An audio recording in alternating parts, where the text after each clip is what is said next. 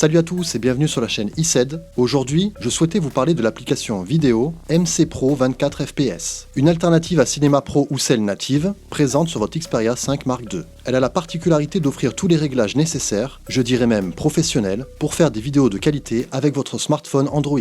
Voyons tout de suite en détail comment celle-ci se présente. On retrouve une interface à la fois simple et complète, avec beaucoup d'éléments que l'on peut personnaliser. Tout d'abord, parlons des informations que l'on voit sur le visualiseur. À gauche se trouvent les réglages des ISO, ainsi que celui de la vitesse de l'obturateur, que vous pouvez basculer en mode manuel en appuyant ici.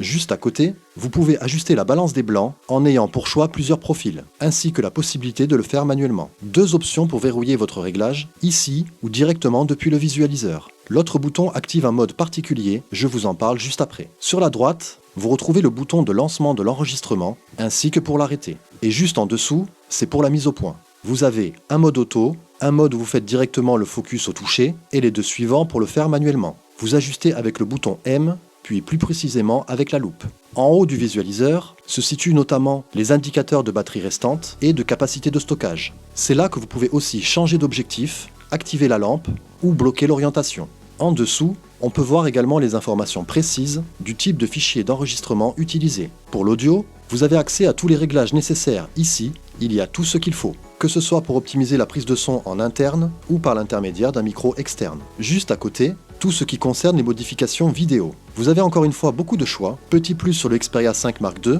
vous pouvez filmer en véritable 4K avec plusieurs fréquences disponibles. Sinon, vous pouvez rester en Ultra HD et bénéficier ainsi du format 10 bits pour obtenir une plus grande richesse colorimétrique. Perso, c'est la configuration que j'utilise pour filmer mes vidéos YouTube. Je trouve que les couleurs ressortent vraiment bien. Dites-le moi en commentaire ce que vous en pensez. Si vous avez fait attention, il y a deux options pour la résolution, avec ou sans GPU. Mais à quoi ça sert? Lorsque vous activez celui-ci, cela permet de choisir entre plusieurs espaces colorimétriques directement depuis le bouton que je vous ai parlé au début, comme le Rec 709 ou différents profils log connus sur beaucoup de caméras. Vous avez toute une liste de multiples possibilités. C'est cool d'avoir ça. Toujours dans les réglages vidéo, vous retrouvez ceux du bitrate, pouvant monter jusqu'à 160 mégabits par seconde sur ce Sony, ou encore ceux de la stabilisation ou de la réduction de bruit dans l'image, par exemple. Ici sont regroupées toutes les personnalisations de l'interface. Vous pouvez encore une fois tout modifier, beaucoup de réglages sont possibles, idéal pour correspondre à vos besoins et à la plupart des smartphones.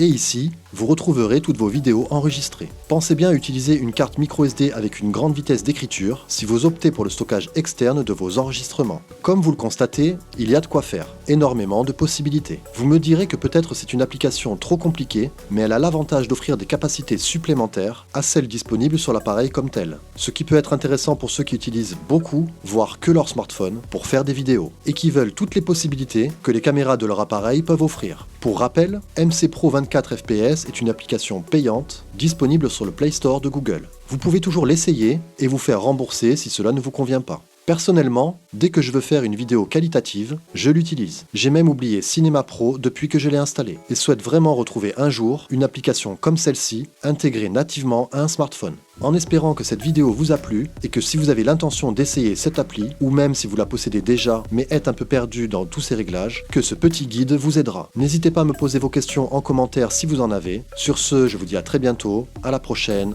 bye.